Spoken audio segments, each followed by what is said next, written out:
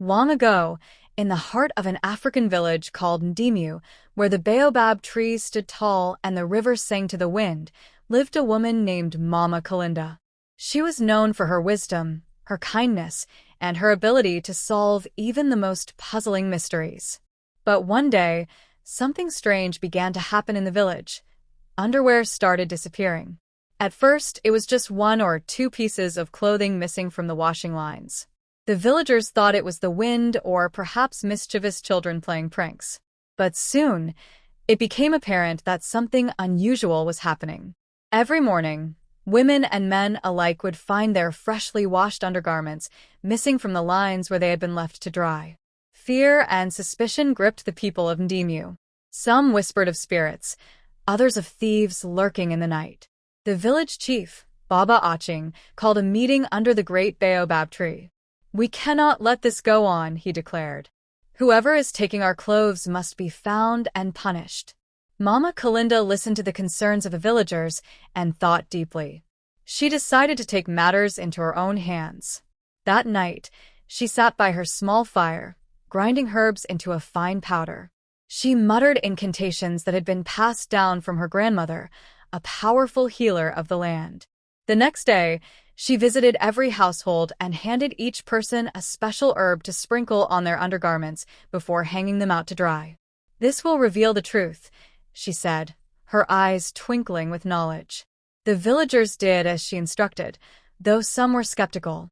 That night, as the moon cast a silver glow over the village, a shadowy figure crept from hut to hut.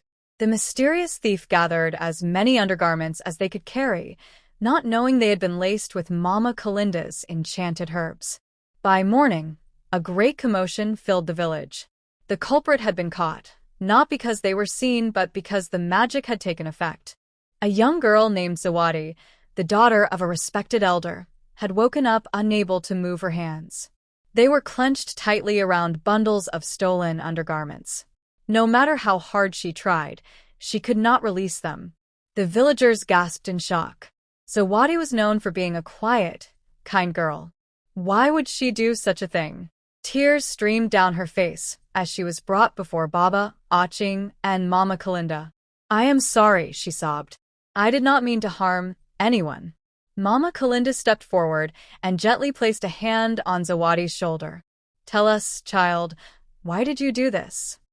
Zawadi hesitated before confessing. I was trying to make a charm." "A charm?" Baba Aching asked, perplexed. "Yes," Zawadi continued, her voice trembling. "There is a boy I love, but he does not notice me. I heard an old woman in another village say that if you take the undergarments of the one you desire and sew them into a special cloth, the person will fall in love with you. I thought if I took enough, I could make a powerful charm."